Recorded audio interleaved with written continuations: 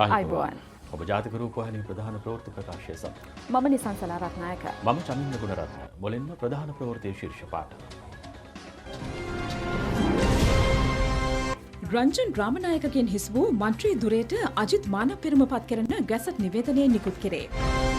රංජන් රාමනායකගේ මන්ත්‍රී දුරේ අහෝසි වීම සම්බන්ධයෙන් ව්‍යාජ මතයක් සමාජගත කරන බවට විපක්ෂ නායකවරයාට චෝදනා. ෆාම් ඔයිල් ආනයනය සම්පූර්ණයෙන්ම නතර කළේ මහජන සෞඛ්‍යයට හානිකර බැවින්. රජයෙන් ප්‍රකාශයක්. විවාහක රූරජන කිරුල ගැලවූ දෙදෙනාට පොලිස් ඇප. නව ක්‍රිකට් තේරීම් කමිටුවක්. ප්‍රථමයෙන් දේශීය පුවත්. රංජන් රාමනායක මහතාගේ මන්ත්‍රී ධුරය අහෝසි කිරීම සම්බන්ධයෙන් ඇති වූ අදහස් පළ කිරීම හේතුවෙන් අදත් පාර්ලිමේන්තුව උණුසුම් වුණා. ඒ හේතුවෙන් කතානායක මහින්ද යාපාබේවර්ධන මහතා පාර්ලිමේන්තු රැස්වීම විනාඩි 5කට කල් තැබීමට පියවර ගත්තා. රංජන් රාමනායක මහතාගේ පාර්ලිමේන්තු මන්ත්‍රී ධුරය අහෝසි වීම සම්බන්ධයෙන් විපක්ෂ නායක සජිත් ප්‍රේමදාස මහතා ඊයේ පාර්ලිමේන්තුවේදී කළ ප්‍රකාශයක් ගැන කතානායකවරයා සභාව ආරම්භයේදීම ප්‍රකාශයක් කළා. සජිත් ප්‍රේමදාස මහතා ඊයේ කියා සිටියේ පාර්ලිමේන්තු මහලේකම්වරයා මැතිවරණ කොමිසමට දන්වා ඇත්තේ රංජන් රාමනායක මහතා සිය නිවාඩු ඉල්ලීම ඉදිරිපත් කර නොමැති නිසා ඔහුගේ මන්ත්‍රී ධුරය අහෝසි වී ඇති බවයි. එම ප්‍රකාශයේ ප්‍රතික්ෂේප කළ කතානායකවරයා අවධාරණය කළේ අධිකරණ තීන්දුව ප්‍රකාරව ව්‍යවස්ථානුකූලව රංජන් රාමනායක මහතාගේ මන්ත්‍රී ධුරය අහෝසි වන බවත් විපක්ෂ නායකවරයා ප්‍රකාශ කරන ආකාරයේ නිවාඩු ඉල්ලීමක් ඊට අදාළ නොවන බවයි. මේ සම්බන්ධයෙන් කතානායකවරයාත් විපක්ෂ නායකවරයාත් අතර අදහස් සුවමාරු වන අතරතුර පාර්ලිමේන්තු මන්ත්‍රී සරත් ෆොන්සේකා මහතා අදහස් පළ කිරීමත් සමග සභාව උණුසුම් වුණා. මේ අහපු මේ කතා බහ අහන් හිටියම මට නැවතත් මතක් වෙනවා ඉතිහාසයේ තවුන්නාන්සලාගේම රජය කොච්චර වැරදි විදියට මට සලකලා තියෙනවද කියලා. මම මාස 8ක් රිමාන්ඩ් කරගෙන හිටියා හිර කරගෙන. මට දඬුවම දුන්න දවසේ ඉඳලා මේ කතානායකවරයා මෙතන වාඩි වෙලා ඉන්නේ. මට පාර්ලිමේන්තුවට එන්න දුන්නේ නැහැ. තවුන්නාන්සේට පාර්ලිමේන්තුවට එන්න අවසර දුන්නේ මමයි. එස්කින් මේගේ ඒ පොත්වල තිබෙන කරුණු සලකලා බලලා තමයි කටයුතු කරේ. මොකද්ද කියලා අහන්නේ? තවුනාතර දුන්නේ නැද්ද මේකට එන්න? පාර්ලිමේන්තුවට එන්න අවසර දුන්නේ නැද්ද? සභාවේ වැඩ කටයුතු විනාඩි 5කට අත්හිටවනු ලැබේ. සභාව කල්තැබූ අවස්ථාවේ රංජන් රාමනායක මහතාගේ මන්ත්‍රී ධුරය අහෝසි කිරීමට විරෝධය පළ කරමින් සමගි ජනබලවේගයේ මන්ත්‍රීවරුන් සභාගර්භයේ විරෝධතාවක නිරත වුණා. ඊට එරෙහිව ආණ්ඩු පක්ෂයේ මන්ත්‍රීවරු පිරිසක්ද සභාගර්භයේ විරෝධතාවක නිරත වුණා.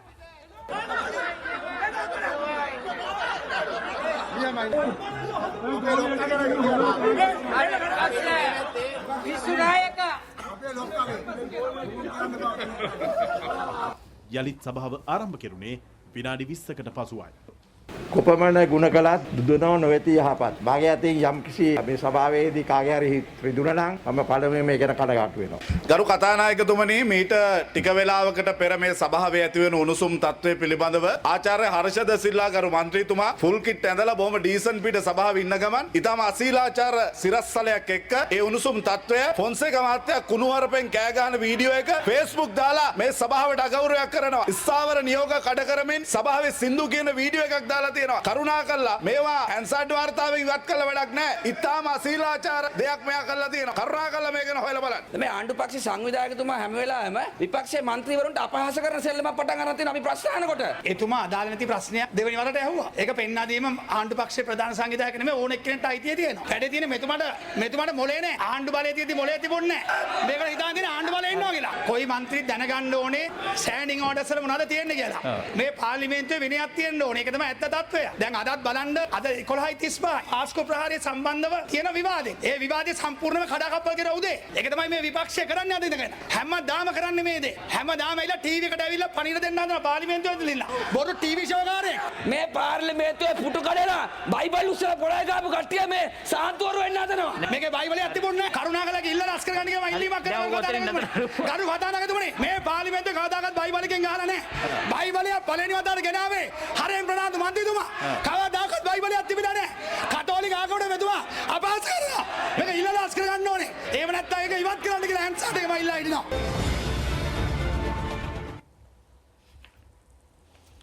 රංජන් රාමනායක මහතාගේ පාර්ලිමේන්තු මන්ත්‍රී ධුරය අහෝසි වීම හේතුවෙන් පුරාපාඩු ධුරය සඳහා අජිත් මානපිරම මහතා පත් කර තිබෙනවා. ඊට අදාළ ගැසට් නිවේදනය මැතිවරණ කොමිෂන් සභාව විසින් අද නිකුත් කරනු ලැබුවා. ආණ්ඩුක්‍රම ව්‍යවස්ථාවේ 99 වෙනි ව්‍යවස්ථාවේ 13 අනු ව්‍යවස්ථාව යටතේ පුරප්පාඩුවක් පිරවීම සම්බන්ධයෙන් වන ප්‍රතිපාදන යටතේ මෙම පත්කිරීම සිදු කර ඇත්තේ. අංක 2 ගම්පහ මැතිවරණ කොට්ටාශය සඳහා 1981 අංක 1 දරන පාර්ලිමේන්තු මැතිවරණ පනතේ 62 වන වගන්තිය යටතේ තෝරාපත් කර ගන්නා ලද රංජන් රාමනායක මහතාගේ මන්ත්‍රී ධුරය අහෝසි වීම හේතුවෙන් එම පනතේ 64 එක වගන්තිය යටතේ පාර්ලිමේන්තුවේ මහලේකම් මැතිවරණ කොමිෂන් සභාව වෙත කළ දැනුම් දීමකට අනුවයි මෙම පත්කිරීම සිදු කර ඇත්තේ. රංජන් රාමනායක මහතා පසුගිය මැතිවරණයෙන් පාර්ලිමේන්තු අසුරක් ජයගෙන ගම්පහ දිස්ත්‍රික් මන්ත්‍රීවරයෙකු ලෙස පාර්ලිමේන්තුවට පිවිසියා. දිස්ත්‍රික් මනාපලයිස්තුවේ මීළඟ වැඩිම ඡන්ද ප්‍රමාණයක් ලබාගෙන සිටි අපේක්ෂකයා වූයේ අජිත් මානප්පෙරුම මහතායි.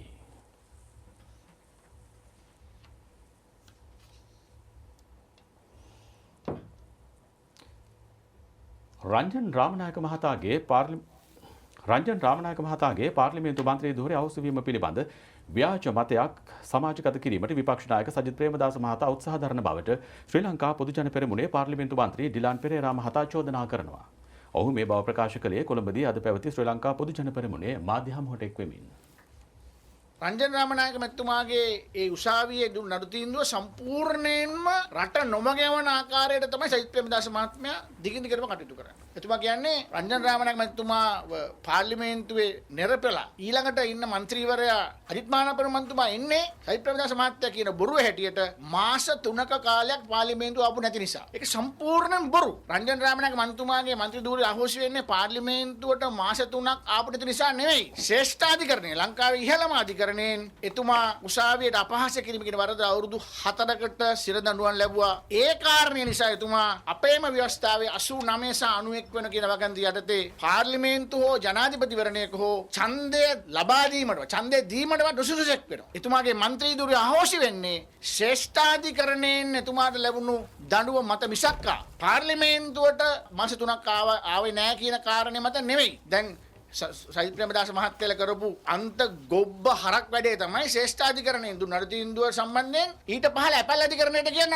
තීන්දුවක් කියනවා. ඉතින් අපල් අධිකරණය කිව්වා නෑ මේක අපි නඩුව අහන්නත් හේතු නෑ. ඒක විශ්ික කළා දැන්. මේ සජිත් ප්‍රේමදාස මහත්තයලා කරන්නේ රංජන් රාමනායක මහත්තයා පාවිච්චි කරමින් බොරදියේ මාළු බාලා ඊළඟට රංජන් රාමනායකට පාර්ලිමේන්තුවේ මතුවෙන ඉල්ලන්න බැරි වෙන තැන කරු සකස් කරන එක. රංජන් රාමනායක ගැන තමයි සජිත් ප්‍රේමදාස මහත්තයා කතා කරන්නේ. උත් රටේ තියෙන ප්‍රශ්න ගැන නෙමෙයි. ඒක ගැන තීන්දුවක් දීලා අධිකරණ තීන්දුවක් දීලා සියල්ලම වෙලා තියෙද්දි නිවාඩු අනුමත කරන්න හදනවා. ඉතින් විහිළුකාරයෙක් බවට පාර්ලිමේන්තුවේ පත් වෙලා තියෙනවා. ඒ හින්දා අද අපි තාම සතුටු වෙන ආණ්ඩුවක් හැටියට මේ දුෂ්කර කාලේ මේ ආණ්ඩුව ගත්ත ක්‍රියාමාර්ග නිසා මහජනයාට වෙන්න තියෙන අපහසුකම් අවම කරගන්න අපිට පුළුවන් වෙලා තියෙනවා. නැතු අපි කියන්නේ මේ සියල්ලම සම්පූර්ණ කරගත්තා කියලා. ලෝකේ අනිත් රටවල් එක්ක බලනකොට ශ්‍රී ලංකාව බොහෝ ඉස්සරහින් ඉන්න රටක් හැටියට ඒක අවම කරගෙන තියෙනවා. වහම ක්‍රියාත්මක වන පරිදි ෆාම් ඔයිල් ආනයනය සම්පූර්ණයෙන්ම තහනම් කිරීමට ජනාධිපතිතුමා තීරණය කළේ ආනයනික ෆාම් ඔයිල් පරිභෝජනය මහජන සෞඛ්‍යයට හානිකර බැවින් බව ජනාධිපති මාධ්‍යාංශය පවසනවා.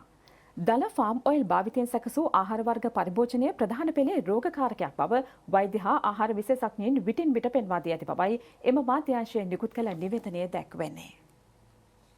එසේ වුවද සම්මත ප්‍රමිතියෙන් නුත් පාම් ඔයිල් ප්‍රභේද බිස්කට් රසකැවිලි සහ ඇතැම් පාන් වර්ග නිෂ්පාදනය සඳහා භාවිත කරනවා. 1511යි 90යි 10 සුසංගත කේතාංගයේ සහිත ප්‍රභේදයේ වැන්නා. එය විවහාරයේදී පාම් ස්ටියරයින් යනුවෙන් හඳුන්වනු ලබනවා. අදාළ අතුරු ආහාර නිෂ්පාදනය සඳහා භාවිත කිරීමට මෙම ප්‍රභේදය ආනයනයට කිසිදු බාධාවක් නැති බවයි ජනාධිපති මාධ්‍යාංශය පවසන්නේ. වත්මන් රජය බලයට පත්වීමෙන් පසු දැඩි විවේචනයට ලක්ව තිබූ එතනෝල් ආනයනය සම්පූර්ණයෙන්ම නතර කෙරුණා. ඒත් සායනික අවශ්‍යතා සඳහා එතනෝල් ආනයනයට අවසර දී පාම් ස්ටියරයින් ගෙන්වීමටද එබඳු අවසරයක් ලබා දී ඇති බවයි මාධ්‍යාංශය අවධාරණය කරන්නේ. කටුපොල් වගාව ජලමූලාශ්‍ර සිදියාම සහ පසනි සරුවීම වැනි දිගුකාලීන අහිතකර පාරිසරික ප්‍රතිවිපාක ඇති කරන බව කලක සිට පර්යේෂණ වලින් තහවුරු වී තිබෙනවා. දැනට ඇති කටුපොල් වගාව වරකට 10% බැගින් අධිරෙන් අධිර ගලවා ඉවත් කොට එකී ඉඩම්වල රබර් හෝ පරිසර හිතකාමී වෙනත් වගා සැලසුම් කර ඇති බවයි ජනාධිපති මාධ්‍යාංශය නිකුත් කර ඇති නිවේදනයේ දැක්වෙන්නේ.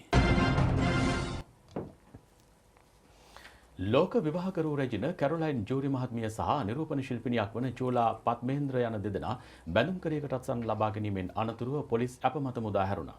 ලබන 19 වනදා කොළඹ මහේස්ත්‍රාත් අධිකරණය හමුවේ පෙනී සිටින ලෙස දැනුම් දීමෙන් අනතුරුවයි ඔවුන් මුදා හැරුණේ. විවාහක රුරජින අවසන් මහ තරඟයේදී පුෂ්පිකාද සිල්වාගේ කිරුළ බලහත්කාරයෙන් ඉවත් කිරීම සම්බන්ධයෙන් ඇය විසින් කුරුඳුවත්ත පොලිසියට සිදු කළ පැමිණිල්ලකට අදාළවයි ඔවුන් දෙදෙනා අත්අඩංගුවට ගනු ලැබුවේ. අදාළ පැමිණිල්ල විභාග කිරීම සඳහා කුරුන්දුවත්ත පොලිසිය සිදු කර තිබූ දැනුම් දීමකට අනුව දෙපාර්ශවය අද පෙරවරු 10:30ට කුරුන්දුවත්ත පොලිසියට පැමිණියා. සුළු තුවාල සිදු කිරීම සහ සාපරාධි බලහත්කාරයේ පෑම යන චෝදනා මත එහිදී කැරොලයින් ජූරි සහ චූලා පත්මීන්ද්‍ර යන අය අත්අඩංගුවට ගැනුණා. පසුව අද පස්වරු 4ට පමණ ඔවුන් පොලිස් ඇප මත නිදහස් කෙරුණා. අපි උදේ 10 ඉඳන් පැය 4ක් තිස්සේ බැලුවා මේක සමතයකට පත් කරන්න. ඔවුන් මම ඉල්ලුවේ ඔවුන්ගෙන් මාව අපකීර්තියට ලක් කරාට මාධ්‍ය සාකච්ඡාවකින් හරි සමාව ඉල්ලන්න කියලා මගේ නම මෙන්ෂන් කරලා ඒගොල්ලන්ට බැහැ කියලා කිව්වා. ඇත්තටම ඉතින් ඒ නිසා එතනදී මට ලොකු අසාධාරණයක් ඇත්තරම. ඉතින් අපිට නීතිමය ක්‍රියාමාර්ග වලටවත් අපිට යන්න ඕන කමක් තිබුණ නැහැ. ඉතින් ඔවුන් අකමැති වුණ නිසා අපිට අපේ නීතිඥතුමියත් මටත් තීරණයකට එන්න වුණා නීතිමය කටයුතු වලට යන්න. මොනවා වුණත් මමත් ගැහණියෙක් ඔවුනුත් ගැහණියෙක් ඔවුන්ටත් දරුවෝ ඉන්නවා. ඉතින් මම හැමතිස්සෙම හිතන්නේ ඔවුන් ගින්දර නම් මම වතුර කියන දේ.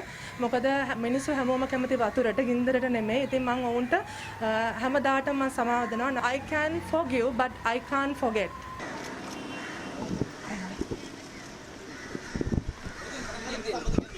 මම පස්සේ කියන්න.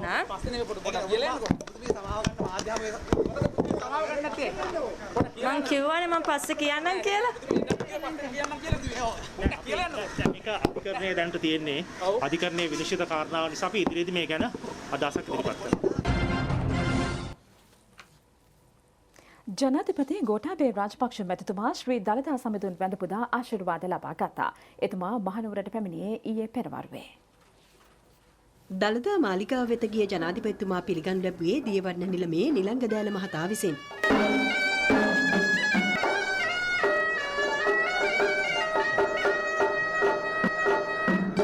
දළදා මාලිගාව පරිශ්‍රයේ පිහිටි නිල ආරාමේදී අස්ගිරි පාර්ශ්වයේ මහානායක අතිපූජ්‍ය වරකාගොඩ ශ්‍රී ඥානරතන හිමියන් බැහැදුටු ජනාධිපතිතුමා උන්වහන්සේගේ සුව දුක් විමසා කෙටි පිළිසඳරක නිරත වුණා.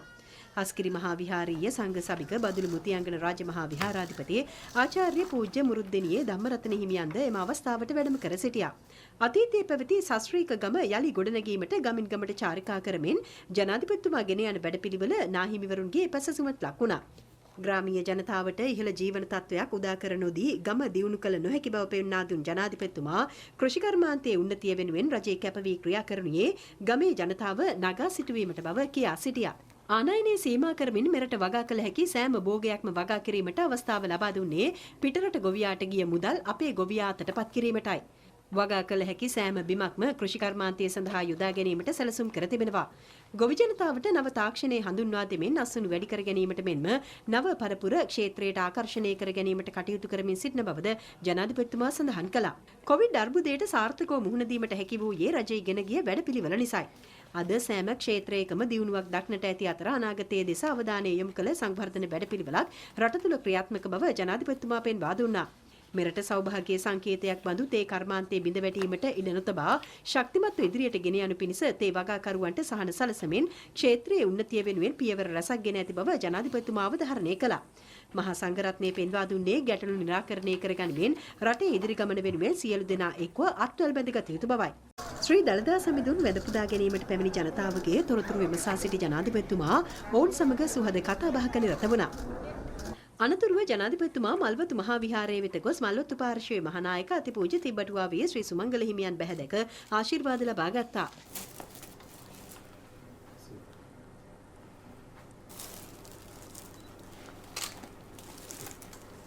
ජනාධිපතිතුමා මල්වතු පාර්ශ්වයේ අනුනායක දිබුල් කුමරේ විමල ධම්ම හිමියන්ද බැහැදුටුවා.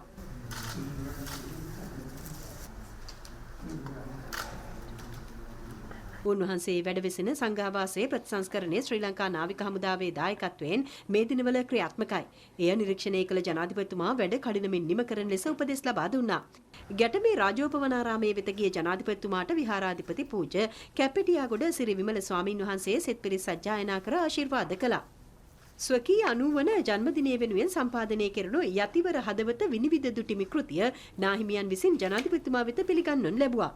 උන්වහන්සේගේ ජාතිකාගමික හා සමාජීය මෙහෙවර අලලා මහාචාර්ය ආර්.ඒ.ඩබ්ලිව් රණසිංහ මහතා විසින් කෘතිය සම්පාදනය කර තිබෙනවා. ජනාධිපතිතුමා අස්ගිරි පාර්ශ්වයේ අනුනායක ශාස්ත්‍රපති පණ්ඩිත පූජා අනමඩුවේ ධම්මදාසී හිමියන්ද බැහැදුටුවා. කුමන බාධක පැමිණියද ඉදිරි මඟ සාර්ථක කර ගැනීමට ශක්තිය ධෛර්යය ලැබේවායි උන්වහන්සේ ජනාධිපතිතුමාට ආශිර්වාද කළා. අනතුරුව අස්ගිරි ගෙඩිගේ විහාරයේ වෙත ගොස් වන්දනාමාන කළ ජනාධිපතිතුමා විහාරාධිපති ශාස්ත්‍රපති පණ්ඩිත පූජ්‍ය වෙඩරුවේ උපාලි අනුනා හිමියන් බැහැදක කෙටි පිළිසඳරක නිරත වුණා. රංගිරි දඹුලු විහාරාධිපති ආචාර්ය පූජ්‍ය ගොඩගම මංගල හිමියන්ද මේ අවස්ථාවට වැඩම කර සිටියා. ජනතාව එක්ව ගොඩනගාගත් ජාතික නායකත්වය හා වත්මන් පාලනය බිඳ දැමීමට පිරිසක් දරන උත්සාහය පිළිබඳව කනගාටු වන බව අස්ගිරි පාර්ශ්වයේ අනුනායක පොළොන්නරුව 12 මස්ථානාධිපති පූජ්‍ය වේඩරුවේ උපාලි හිමියන් පවසනවා. උන්වහන්සේ මේ බව සඳහන් කළේ පොළොන්නරුව දිස්ත්‍රික්කයේ ඊයේ පැවති අලුත් සහල් මංගල්‍ය උත්සවයට එක්වෙමින්. මහගන්නේ පොළොන්නරුව දිස්ත්‍රික්කයේ වියස්වැන්නේ අග්‍රභාගය බුදුරජාණන් වහන්සේට පූජා කෙරුණා. එම වියස්වැන්න ඓතිහාසික කිරිවෙහෙර පුදබිමේ සිට ගල් විහාරය වෙත අලංකාර පෙරහරකින් රැගෙන එනු ලැබුවා. වර්තමාන පාලනය වර්තමාන නායකත්වය අපහසුට පත් කරන්න. ඒ වගේම පීඩාවට පත් කරන්න.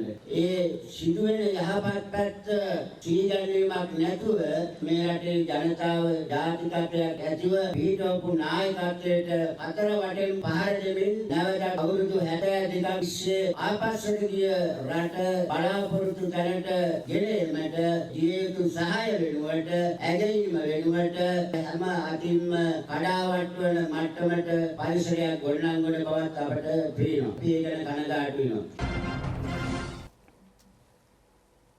හම්බන්තොට වන අලි කළමනාකරන රක්ෂිතය මේ සතිය තුළ ගැසට් කරන බව වනජීවී හා වන සංරක්ෂණ අමාත්‍යාංශය පවසනවා. ජනමාධ්‍ය අමාත්‍යාංශය සහ ජාතික සංවර්ධන මාධ්‍ය මධ්‍යස්ථානය සංවිධානය කළ තිරසර සංවර්ධන සංවාදයේදී මේ පිළිබඳ අදහස් පළ කෙරුණා.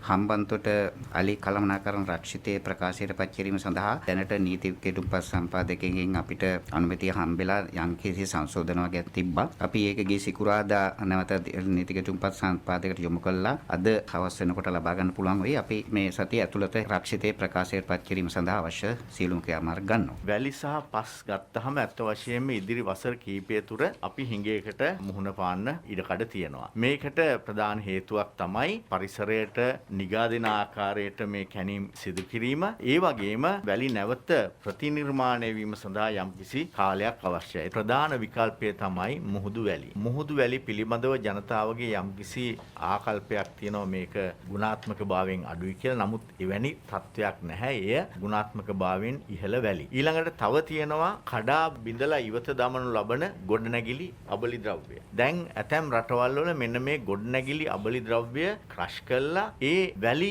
අවශ්‍යතාවය ඉටු කිරීම සඳහා ඒ අමුද්‍රව්‍ය සෑදීමේ ක්‍රමවේදයක් තියෙනවා. ඒ නිසා අපි භූවිද්‍යා හා පතල් කාර්යාංශයට ඉඩම් සංවර්ධනය කිරීමේ මණ්ඩලය සමග එකතු වෙලා මෙවැනි ප්ලාන්ට් එකක් ඇති කිරීමේ හැකියාව සොයා බලන්න කියන එක අපි දන්වලා තියෙනවා. පරිසර හානි සම්බන්ධයෙන් මාධ්‍ය වාර්තා පිළිබඳව කඩනමින් සොයා බලා නීතිමය පියවර ගන්නා බවයි පොලිස් මාධ්‍ය ප්‍රකාශක නියෝජ්‍ය පොලිස්පති අජිත් රෝහණ මහතා කියා සිටියේ. අපිට පහුගිය සතිය ඇතුළත මේ වගේ පුවත්පත්වල පළවෙච්ච විවිධ තොරතුරු 20ක් ගැන අපි අධ්‍යයනය කරලා බැලුවා. ඒකෙන් 7ක් ඇත්ත. ඇත්ත කිව්වට මේ මහා පරිමාණ දේවල් නෙමෙයි. එක තැනක බැකෝ එකක් ගෙනහිල්ලා ගම් යුර කපලා වැලි ගන්නවා. ඉතින් ඒක එහෙම කරන්න බලපත්‍ර දීලා නැහැ. ඒක ඇත්ත. ඒක හොඳ දෙයක්. තව තැනක මැණික් ගැරීමක්. තව තැනක බලපත්‍ර නොමැතිව කරපු ප්‍රවාහනයක්. හැබැයි සමහර දේවල් පින්තූර වගේක් දාලා තිබුණා. ඒක ප්‍රදේශයක සම්පූර්ණ අක්කර ගාණක් විනාශ කරලා කියලා. නමුත් එහෙම දෙයක් ඒ ප්‍රදේශෙ වෙලත් නැහැ. ඒ වගේ අර සමහර ඒවා පරණ පින්තූර දාලා බොරුවටත් දානවා. අන්තවාදී සහ මූලධර්මවාදී දේශන පැවැත් වූ දෙදෙනෙකු ඔළුවිල් ප්‍රදේශයේදී අත්අඩංගුවටගෙන තිබෙනවා. පොලිස් මාධ්‍ය ප්‍රකාශක නියෝජ්‍ය පොලිස්පති අජිත් රෝහණ මහතා ප්‍රකාශ කළේ ඔවුන් සම්බන්ධයෙන් ත්‍රස්ත විමර්ශන කොට්ටාශය වැඩිදුර විමර්ශන මෙහෙයවන බවයි. විශේෂයෙන්ම අපොස සාමාන්‍ය පෙළ අවසන් කරන ලද සිසුන්ට මෙම දේශන ඔළුවිල් ප්‍රදේශයේදී පවත්වා ඇති බවට වාර්තා වෙනවා. විදේශීය අන්තවාදී ත්‍රස්තවාදී සංවිධාන විසින් ඔවුන්ගේ සමාජිකයින් බදවා ගැනීමේදී පවත්වනු ලබන දේශනාවල කරුණු ඇතුළත් තැටි උපයෝගී කරගෙන ඇති බවට වාර්තා වෙනවා. මෙම දේශන පවත්වන අතරතුර අදාළ සිසුන්ට ශාරීරික අභ්‍යාස ලබා දී ඇති බවටත් වාර්තා වෙනවා. ශාරීරික අභ්‍යාසවල නිරත නොවූ සිසුන් හට පහර දීම් සිදු කර ඇති බවටත් වාර්තා වාර්තා වෙනවා. මේ අතර මුදල් විශුද්ධිකරණ පනත යටතේ රත්මලාන ධර්මාරාම ප්‍රදේශයේදී ඊයේ පුද්ගලයෙකු අත්අඩංගුවට ගෙන තිබෙනවා. ඒ ඔහුගේ නමින් නැති බැංකු ගිණුමකට රුපියල් මිලියන 136ක මුදලක් බැරවීම සම්බන්ධයෙන් සිදු කෙරුණු විමර්ශනයකින් අනතුරුවයි. ශ්‍රී ලංකාවේ අපරාධ රැසක් සිදු කර විදේශ රටකට පලා ගොස් දැනට එක්සත් අරාබි එමි රාජ්‍යයේ සිටින බවට විශ්වාස කෙරෙන අපරාධකරුවෙකු වන ධර්මසිරි පෙරේරා නැමැත්තා විසින් එවන ලද යම් මුදලක් මෙම ගිණුමට බැරවී ඇති බවයි. මීට මාස කිහිපයකට පෙර ධර්මසිරි පෙරේරා නැමැති අපරාධකරු විසින් රුපියල් මිලියන 490කට අදාළ මුදලක් එක්තරා පුද්ගලයෙකුගේ බැංකු ගිණුමකට එවා තිබුණා. ඒ පුද්ගලයා අත්අඩංගුවටගෙන අපරාධ පරීක්ෂණ දෙපාර්තමේන්තුව විසින් මේ වන විට රක්ෂිත බන්ධනාගාරගත කර තිබෙනවා. එම ගිණුමෙන් මෙම මිලියන 136ක මුදල මේ පුද්ගලයාගේ ගිණුමට බැරවී ඇති බවටයි වාර්තා වී තිබෙන්නේ.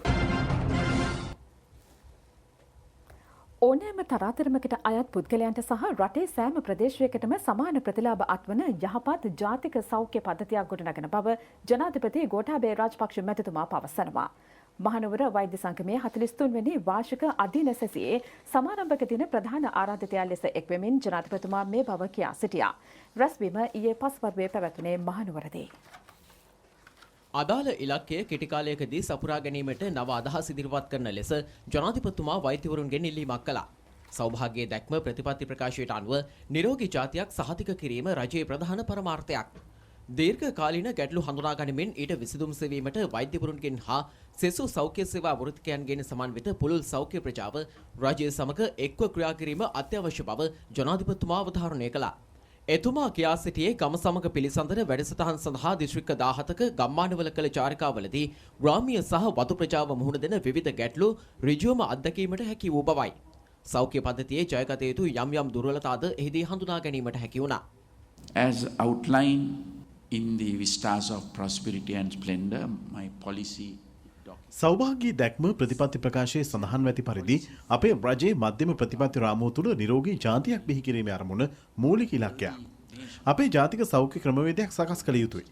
ඒ යටතේ සෑම ප්‍රදේශයකම ජීවත් වන සියලු ශ්‍රී ලාංකිකයන්ට ගෞරවාන්විතව සෞඛ්‍ය පහසුකම් ලබා ගැනීමට ඉඩ සැලසිය යුතුයි. මේ කෙටි කාලකින් සාක්ෂාත් කර ගැනීම සඳහා අපට නවමෙන්ම නිර්මාණශීලී සංකල්පයන් අවශ්‍ය වෙනවා. ටෙලි මෙඩිසින් වැනි නවීන තාක්ෂණික ක්‍රම භාවිතය මගින් වෛද්‍යවරු සහ රෝගීන් සම්බන්ධ කළ හැකියි. මෙවැනි ප්‍රායෝගික ඉලක්කගත හා ක්‍රමවේදයක් යටතේ වූ ක්‍රියාමාර්ග තුළින් ශ්‍රී ලාංකික ජනතාවගේ ජීවන තත්ත්වය නැන්වීම සඳහා දිගුකාලීන වැඩපිළිවෙලක් හඳුන්වා දිය හැකි වෙනවා. මේ වෛද්‍ය වෘත්තිකයන්ගේ කඩිනමින් එහෙත් දැක්මක් සහිතව අවධානයට ලක් විය යුතු කරුණක්. of the medical community need to give your urgent but considered attention. Mahanuwara වෛද්‍ය සංගමයේ වාර්ෂික අධ්‍යයන සැසිය හෙට අවසන් වීමට නියමිතයි. මෙහිදී නව සොයා ගැනීම් සහ විශේෂඥ අත්දැකීම් පිළිබඳ අධ්‍යයන පුළුල් විමර්ශනයකට ලක් කරනවා. රාජ්‍ය අමාත්‍ය චන්න ජයසුමන මධ්‍යම පළාත් ආණ්ඩුකාර ලලිත් යූ ගමගේ යන මහතුරුන්ට මහනුවර වෛද්‍ය සංගමේ නිලධාරීන් සහ සමාජික වෛද්‍යවරුන් ඇතුළු පිරිසක්ද මේ අවස්ථාවට එක්ව සිටියා. කොළඹ පිටකොටුව පාවෙන වෙළඳ සංකීර්ණය ප්‍රතිසංස්කරණයෙන් පසු ඊයේ සවස යලි විවෘත කෙරුණා. යහපාලන රජයේ සමයේ එය නිසි නඩත්තුවකින් තොරව తాවකාලිකව වසා දමා තිබුණා. පිටකොටුව ප්‍රදේශයට පැමිණෙන ජනතාවට මේ අවට සුන්දරත්වය වෙනුවෙන් තමන්ගේ විඩා නිවා ගන්නටත් ඒ වගේම තමයි තමන්ට අවශ්‍ය ද්‍රව්‍ය මිලදී ගන්නටත් ඉතාමත් සුදුසු ස්ථානයක් විදිහට පාවෙන වෙළඳ සංකීර්ණය හඳුන්වා දෙන්නට පුළුවන්. ජනාධිපති ගෝඨාභය රාජපක්ෂ මැතිතුමා ආරක්ෂක ලේකම් ලෙස ක්‍රියා කළ අවතියේ එතුමාගේ සංකල්පයකට අනුව ගොඩනගන ලද මෙම පාවෙන වෙළඳ සංකීර්ණය විවෘත කෙරුණේ 2014 වසරේ අගෝස්තු මාස 25 වෙනිදායි. එහෙත් පැවති යහපාලන රජය එය නිසි නඩත්තුවකට ලක් නොකර අතහැර දමා තිබූ අතර එම නිසා මෙහි වෙළඳසැල් 80%ක් පමණ වැසී යාමට ලක්ව තිබුණා. පිටකොටුව පාවෙන වෙළඳ සංකීර්ණයේ ප්‍රතිසංස්කරණ යලි ආරම්භ කෙරුණේ ජනාධිපතිතුමාගේ සහ අග්‍රාමාත්‍යවරයාගේ මඟ පෙන්වීම හා උපදෙස් මතයි. ප්‍රතිසංස්කරණ ව්‍යාපෘතියට රජය වැය කර ඇති මුදල රුපියල් මිලියන 35ක්.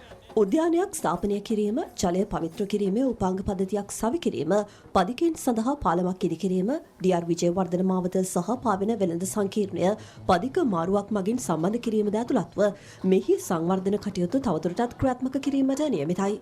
මීට අමතරව බේරේ වැවේ ජලය පිරිසිදු කිරීමට යන්ත්‍රයක් හඳුන්වා දීම සහ බෝට්ටු සේවයක් ආරම්භ කිරීම ප්‍රතිසංස්කරණ ව්‍යාපෘතියට සමගාමීව යෝජනා වී ඇති තවත් සේවා කිහිපයක්.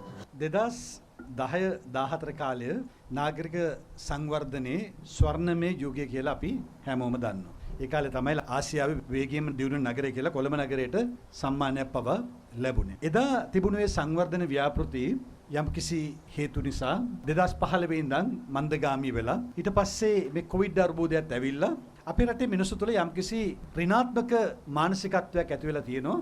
දැන් රට දුවන්නේ නැහැ, වැඩ කරන්නේ නැහැ. නමුත් මේ කතාව ඇත්තද? මේ කතාව මම හිතන විදිහට නම් සම්පූර්ණ අසත්‍යයක්. මොකද 2019 නොවැම්බර් මාසේ ජනාධිපති ගෝඨාභය රාජපක්ෂ මැතිතුමා ජනාධිපතිවරයා වශයෙන් පත් වුණාට පස්සේ රට ආයි දුවන්න පටන් ගත්තා. රටේ හුඟක් දේවල් ආරම්භ වෙලා තිබෙනවා. අපි විශ්වාසයෙන් කියනවා මේ අවුරුදු 5 තුළ ජනාධිපතිතුමාගේ දූර කාලය තුළ අපි මේ රටේ නැවතත් ජීවේ ආපහු ගේනවා.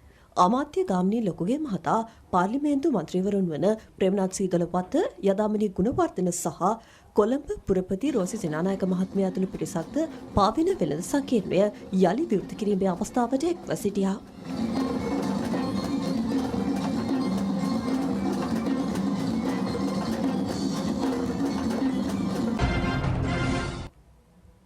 යලිත් ප්‍රවෘත්ති අප්‍රේල් මාසයේ 23 වෙනිදා සිට අදාළ කාල වකවානුවට අනුකූලව ඇස්ට්‍රාසෙනෙකා පළමු මාත්‍රාව ලබාගත් පුද්ගලයන්ට දෙවන මාත්‍රාව ලබා දීමට පියවර ගන්නා බව අමාත්‍ය පවිත්‍ර වන්‍යාරච්චි මහත්මිය පවසනවා. ඇස්ට්‍රාසෙනිකා එන්නත මෙරට 9,24,758 දෙනෙකුට ලබා දී තිබෙනවා. වසංගත රෝග විද්‍යාංශයේ සඳහන් කළේ සයිනෝෆාම් එන්නත මෙරට රැඳී සිටින චීන ජාතිකයන් 2,469 දෙනෙකුට ලබා දී ඇති බවයි. අප්‍රේල් මාස 23 වෙනිදායින් පසුව මුල් අවදියේ ප්‍රථම මාත්‍රාව ලබාගත් අයට දෙවන මාත්‍රාව ලබා දීම ක්‍රමානුකූලව අදාළ වකවානුවට අනුකූලව මන්ත්‍රීතුමාලා තමන්ගේ ආසන වල ඉඳගත්තා නම් හොඳයි. දැන් මේ දෙවෙනි මාත්‍රාව ක්‍රියා කරනු ඇත. දෙවන මාත්‍රාව ලබා දීම සඳහා මේ වන විට සෞඛ්‍ය අමාත්‍යාංශයේ වසංගත රෝග විද්‍යාංශය සතුව ඔක්ස්ෆර්ඩ් ඇස්ට්‍රාසෙනිකා එන්නත් මාත්‍රා 3,56,730ක් වෙන් කර ඇත. දැනට දෙවන මාත්‍රාව ලබා දීමට ඇති මුළු සංඛ්‍යාව 9,24,687ක් වන බැවින් දැනට වෙන් කර ඇති එන්නත් මාත්‍රා 3,56,730ට අමතරව තවත් එන්නත් මාත්‍රා 5,68,000ක් පමණ අවශ්‍ය වනු ඇත. එම ප්‍රමාණය ලබා ගැනීමට රාජ්‍ය ඖෂධ නීතිගත සංස්ථාව දැනටමත් අදාළ අංශ සමග කටයුතු කරමින් නැත. ඒ අනුව ඉතිරි සති කිහිපය තුළ එම අවශ්‍ය එන්නත් තොගය ලැබෙනු ඇතැයි විශ්වාස කෙරේ. මෙරටට පැමිණෙන දෙස් විදෙස් ගුවන් මගින් සෞඛ්‍ය අමාත්‍යාංශයේ පසුගියදා නිකුත් කළ මාර්ගෝපදේශ වලට අනුකූලව ක්‍රියා කළ යුතු බව සෞඛ්‍ය අමාත්‍යාංශය පවසනවා. එතකොට නිරෝධායනය වෙන්න කෙනා ළමෙක් නම් එයාට තනියම නිරෝධායනය වෙන්න බෑ. එතකොට එයාගේ කවුරු කෙනෙක් එයාගේ කියාටේක කෙනෙක්. එහෙම නැත්නම් එයාව බලා ගන්න කෙනෙක් ඉන්න ඕන. ගොඩක් වෙලාවට දෙමව්පියෝ කෙනෙක්. මේ හා සමානමයි සමාජලට වැඩිහිටියෝ වෙනවා. ඊට පස්සේ යම් කිසි විදියකින් රෝගී තත්ත්වයේ ඉන්න කෙනෙක් එන්න පුළුවන්. ඒ වගේ කෙනෙක් නිරෝධායනය වෙනවා නම් තනියම එයාට වැඩ කටයුතු කරගන්න බැරි නම් ඒත් එයාටත් කියාටේක කෙනෙක් රැක බලා ගන්නෙක් ඕන වෙනවා. එතකොට එයා එන්නත් අරගෙන තියනවද නැත්ද කියන එක එතනදී අපි සලකන්නේ නැහැ. අපිට මෙතනදී වැදගත් වෙන්නේ නිරෝධායනය විය යුතු කෙනෙක් අපි සමාජයට මුදා හැරීම අපිට කරන්න බෑ. COVID-19 රෝගයෙන් මෙරට පූර්ණ සුවය ලැබූ පිරිස 91,044 දක්වා ඉහළ ගොස් තිබෙනවා. එම ප්‍රතිශතය 96.59ක්. තවදුරටත් ප්‍රතිකාර ලබන පිරිසට 2,616 දෙනෙකු ඇතුළත්. COVID-19 රෝගයේ වැළඳුණු තවත් 260 දෙනෙකු අද හඳුනා ගැනුණා. ඉන් 257 දෙනෙකු පෑලියගොඩ කොවිඩ් පොක්‍රයේ ආශ්‍රිතයින්. සෙසු තිදෙනා බන්ධනාගාර කොවිඩ් පොක්‍ර ආශ්‍රිත වාර්තා වූ රෝගීන්. ඉකුත් පැය 24 තුළ ඉන්දියාවෙන් COVID-19 ආසාදිතයින් 1,26,315 දෙනෙකු හඳුනාගෙන තිබෙනවා. ඒ අනුව එරට සමස්ත COVID ආසාදිතයින් සංඛ්‍යාව මිලියන 12.9 ඉක්මවා ගොස් ඇති බවයි නවතම වාර්තා පෙන්වා දෙන්නේ. ඉන්දියාවේ මහාරාෂ්ට්‍ර ප්‍රාන්තයේ COVID ව්‍යාප්තිය අඛණ්ඩව ඉහළ යන බව එරට සෞඛ්‍යාංශ පවසනවා. ඉකුත් පැය 24 තුළ ඉන්දියාවේ සිදු මරණ සංඛ්‍යාව 684ක්. ආජන්ටිනාවේ අඛණ්ඩව ඉහළ යන COVID වෛරස ව්‍යාප්තිය හේතුවෙන් තෙසතියෙක් කාලයක් සඳහා රාත්‍රියට ඇඳරි නීතිය පනවන බව එරට ජනපති ඇල්බර්ටෝ ෆර්නැන්ඩස් අද ප්‍රකාශ කළා. ඉකුත් පැය 24 තුළ එරටින් නව ආසාදිතයින් 22,039 දෙනෙකු හඳුනාගෙන තිබෙනවා. ඒ අනුව ආජන්ටිනාවෙන් වාර්තා වන සමස්ත COVID ආසාදිතයින් සංඛ්‍යාව 24,50,000ක්. ගමේ දරුවන් ක්‍රීඩාවට නැඹුරු කිරීමේ ක්‍රියාදාමයට සමගාමීව ග්‍රාම නිලධාරීන්ගේ මෙතෙක් නොවිසඳුණු ගැටලුවලට පිළියම් ලබා දීමට පියවර ගන්නා බව තරුණ හා ක්‍රීඩා අමාත්‍ය නාමල් රාජපක්ෂ මහතා පවසනවා. එක්සත් ග්‍රාම නිලධාරීන් සංගමය සමග ඊයේ පැවති සාකච්ඡාවකදී අමාත්‍යවරයා මේ බව කියා සිටියා. ග්‍රාම නිලධාරීන්ගේ සේවා ස්ථානයේ සම්බන්ධයෙන් ජනාධිපතිතුමාගේ උපදෙස් අනුව සේවා පියසෙන් මුදල් වෙන් කර ග්‍රාම සේවාව සම්මට්ටමින් කාර්යාල පහසුකම් සැලසීමේ වැඩපිළිවෙල දැනටමත් ආරම්භ ඇති බව අමාත්‍යවරයා කියා සිටියා. වසර දෙකක් තුළ සේවා පියස සංඛ්‍යාව 5000ක් දක්වා වැඩි කිරීමට නියමිතයි. රාජ්‍ය නිලධාරීන් සමග ක්‍රීඩා පිටිය නඩත්තු කරන නිලධාරියාද ඊට ඇතුළත් වන පරිදි සේවා ස්ථාන ලබා දීමට ක්‍රියා කරන බවද අමාත්‍යවරයා ප්‍රකාශ කළා. එම ක්‍රීඩා පිටි නඩත්තු කරන නිලධාරියා බාරයේ ගමේ දරුවන්ට ක්‍රීඩා කිරීම සඳහා ක්‍රීඩා භාණ්ඩ සංචිත ලබා දීමටද සැලසුම් කර තිබෙනවා. ගම්මට්ටමේ රාජ්‍ය සේවකයන් විශ්‍රාම ගිය පසු ඔවුන් රැකබලා ගැනීමට ක්‍රමවේදයක් සකසන ලෙස මෙහිදී ඉල්ලීමක් ඉදිරිපත් කෙරුණා. ඊට ප්‍රතිචාර දැක්වූ අමාත්‍යවරයා ඔවුන්ට ග්‍රීන් හවුස් ඇපාර්ට්මන්ට් වැඩපිළිවෙල හා සම්බන්ධ විය හැකි බව කියා සිටියා. ක්‍රීඩා අමාත්‍යාංශය හා එක්ව ග්‍රාම සේවා නිලධාරීන්ගේ මූලිකත්වයෙන් අදාළ වසම්වල ක්‍රීඩා තරග පැවැත්වීමට පළාත් සභා හා පළාත් පාලන කටයුතු රාජ්‍ය අමාත්‍ය රොෂාන් රණසිංහ මහතා සමග සාකච්ඡාවක් ලබා දීමට අමාත්‍යවරයා මෙහිදී එකඟතාව පළ කළා. පේරාදෙණිය විශ්වවිද්‍යාලීය රසායනික අංශය නැනෝ තාක්ෂණය උපයෝගී කරගැනීමෙන් නිපද වූ සෞඛ්‍ය ආරක්ෂිත පරිසර හිතකාමී මුහුණු ආවරණය හෙට සිට සතුසින් මිලදී ගත හැකි බව අමාත්‍ය බන්දුන ගුණවර්ධන මහතා පවසනවා. නැනෝ තාක්ෂණය භාවිත කරමින් ස්තර 3කින් යුතුව කපුරෙදි භාවිත කොට මුහුණු ආවරණය නිපදවා තිබෙනවා. හඳුන්වා දීමේ මිල රුපියල් 200ක්. බෙදා හැරීම් කටයුතු සිදු කරන්නේ රාජ්‍ය විවිධ නීතිගත සංස්ථාවයි. ජෛව විවිධත්වය හා බැඳුණු සාම්ප්‍රදායික දැනුම හා ව්‍යවහාරය පිළිබඳ ජාතික ප්‍රතිපත්තිය අමාත්‍ය මහින්ද අමරවීර මහතා වෙත අද බාර දෙනු ලැබුවා. සිංහල දෙමළ අලුත් අවුරුද්ද නිමිත්තෙන් අප්‍රේල් 16 වෙනිදා උදේ 6:40ට නැගෙනහිර දිශාව බලා පැලයක් රෝපණය කරන්නේ ශ්‍රී ලංකා වාසීන්ගෙන් ඉල්ලා සිටින බවයි අමාත්‍යවරයා සඳහන් කළේ. මේක තාමත් පවුලම යහපත් වෙන සුබදායක නැකතක්. එහිදී අපි බලාපොරොත්තු වෙනවා සියලුම නිවෙස්වල අඩු වශයෙන් එක් පැලයක් හෝ රෝපණය කරගන්න කටයුතු කරાવી කියලා. ජාතික රූපවාහිනිය ඩයලොග් ආයතනයත් එක්ක එකතු වෙලා මේ වැඩපිළිවෙල දියත් කරමින් යනවා. ලෝකේ කිසිම රටක් තවම එක දවසේ එකම වෙලාවකට මෙතරම් පැල සිටුවීමක් කරලා නැහැ. සෞභාග්‍යයේ පුලතිසි දැක්ම 2021 අලෙවි ප්‍රදර්ශනය අද ආරම්භ වුණා. ඒ පොළොන්නරුව නව වෙළඳ සංකීර්ණ පරිසරයේදී ප්‍රධාන ආරාධිතයා වූයේ අමාත්‍ය නාමල් රාජපක්ෂ මහතායි. පොළොන්නරුව දිස්ත්‍රික්කයේ දිරියෙන් නැගී සිටින ග්‍රාම්‍ය ව්‍යවසායකයින් හා හස්ත කර්මාන්තකරුවන් නගා සිටුවීම මෙහි අරමුණයි. අලෙවි කුටි 150කින් යුත් ප්‍රදර්ශනය 11 වෙනිදා දක්වා උදේ 9 සිට රාත්‍රී 10 දක්වා විවෘතව පවතිනවා. රාජ්‍ය අමාත්‍ය රොෂාන් රණසිංහ මහතා ඇතුළු පිරිසක් ඊට එක්ව සිටියා. මේ රටේ ජනතාවට යම්කිසි අකටයුත්තක් වෙනවා. ඒක පොල් තෙල් වෙන්න පුළුවන්, වෙනත් කාරණයක් වෙන්න පුළුවන්. ඒක වළක්වන්න ආණ්ඩුව විදියට ඍජුව මැදිහත් වෙනවා විතරක් නෙවෙයි, දැඩිසේ නීතිය ක්‍රියාත්මක කරනවා. නීතිය ක්‍රියාත්මක කිරීමේදී තරාතිරම බලන්නේ නැහැ. පැහැදිලිව අපි නීතිය ක්‍රියාත්මක කරලා තියෙන. ඒ වගේම තමයි අදාළ ආයතන වලට උපදෙස් දීලා තියෙනවා. යම්කිසි අකටයුත්තක් වෙලා තියෙනවා නම්, යම්කිසි ජනතාවට අහිතකර දෙයක් සමාජයේ තියෙනවා නම්, ඒ පිළිබඳව දැඩිසේ නීතිය ක්‍රියාත්මක කරන උපදෙස් ලබා දීලා දෙනවා. ජනමාධ්‍ය අමාත්‍යාංශය සහ කොළඹ ව්‍යාපාරික සංගමයේ සංවිධානය කරන SCDC අවුරුදු මේලා අලෙවි ප්‍රදර්ශනය අද උදේ ආරම්භ කෙරුණා. ඒ පැවැත්වෙන්නේ කොළඹ නිදහස් චතුරස්‍ර පරිසරයේ ප්‍රේමකීර්තිදාල් විස්මාවතේදී. දේශීය ව්‍යාපාරිකයන් දිරිගැන්වීම සහ දේශීය නිෂ්පාදන ප්‍රවර්ධනය අලෙවි ප්‍රදර්ශනයේ අරමුණයි. ජනමාධ්‍ය අමාත්‍යාංශයේ ලේකම් ජගත් පී විජේවීර මහතා ඇතුළු පිරිසක් විවෘත කිරීමේ අවස්ථාවට එක්ව සිටියා. SCDC අවුරුදු මේලා අලෙවි ප්‍රදර්ශනය අද සිට දින 3ක් පැවැත්වෙනවා. රෙදිපිලි අත්කම් නිර්මාණ මෙරට ආහාර ඇතුළු දේශීය ව්‍යාපාරිකයන්ගේ නිෂ්පාදන රසක් ප්‍රදර්ශනයට ඇතුළත්. ලබන අවුරුද්දේ මේ වාගේ 3-4 ගුණයක් විශාලව ලොකුවට මේ දේශීය නිෂ්පාදනයන් අපි වට කරගෙන මේ අත්කල සංවිධානයත් කොළඹ ව්‍යාපාරික සංසදය ලංකා ව්‍යාපාරික සංසදයේ වශයෙන් කොළඹින් එපිටටත් ගිහිල්ලා ඒ නගරවල මේක පවත්වන්නට අපි සම්පූර්ණ සහයෝගය ලබා දෙනවා. මම තරුණ ව්‍යවසායකයන්ට කියන්නේ පුළුවන් දෙයක් අමුද්‍රව්‍ය පාවිච්චි කළ රටේම නිෂ්පාදනය කරන්න.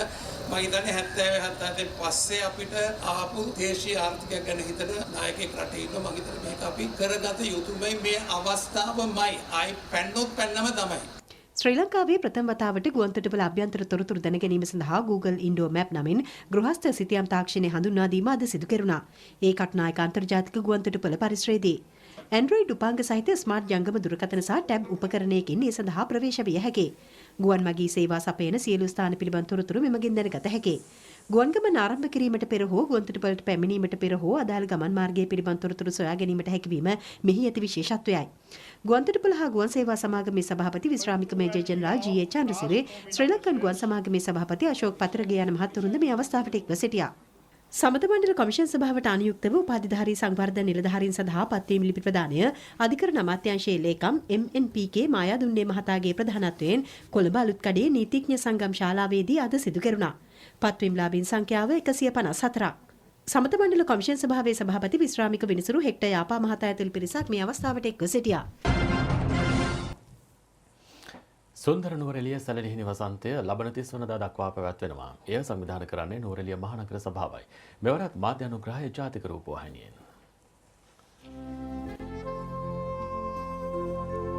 SLT මොබිටෙල් සුන්දර නුවරඑළිය සැනලිහිණි වසන්තය 2021 සංචාරක කර්මාන්තය වගේම කෘෂිකාර්මික කටයුතු වෙනුවෙන් ඈත ඉතිහාසයේ සිටම නුවරඑළිය විශේෂ දායකත්වයක් ලබා දුන්නා. ඒ අතරින් බ්‍රිතාන්‍යයන් මේ රට පාලනය කරන සමයේදී යුරෝපීය එළවලු සහ පළතුරු සඳහා නුවරඑළිය වැඩි වශයෙන් තවත් අවස්ථාවක් උදා කර ගන්නවා. අපි දන්නවා කවුරුත් ආස කරන මේ ස්ට්‍රෝබෙරි පළතුර ඒ අතර විශේෂ වෙනවා. ස්ට්‍රෝබෙරි පළතුරක් විදිහට ආහාරයට ගන්නවා වගේම මෑත කාලය වෙනකොට මේ නුවරඑළියේදී ස්ට්‍රෝබෙරි ආශ්‍රිත නව නිෂ්පාදනයන් සිදු කරන්න මේ වන විට කටයුතු කරලා තියෙනවා. ඉතින් වසන්ත සමය වෙනුවෙන් මේ ස්ට්‍රෝබෙරි නිෂ්පාදකයන් නව නිෂ්පාදන සිදු කරන්න මේ වන විට පෙළඹිලා තියෙනවා. ඉතින් ඉදිරි සතියන්තය බොහොම විශේෂයි. වැඩිපුර සංචාරකයන් නුවරඑළියට පැමිණීමට නියමිතව ඉන්නවා. අපි ඔබටත් ආරාධනා කරනවා NSLT මොබිටෙල් සුන්දර නුවරඑළිය සැලලිහිණි වසන්තයේ අසිරිය විඳගන්න. ජාතික රූපවාහිනිය වෙනුවෙන් මම සජිත් අලංකාර සුන්දර නුවරඑළිය සිට. ඒ සමගම ප්‍රතිප්‍රකාශය නිමාවට පත්වෙනවා. අයිබෝන්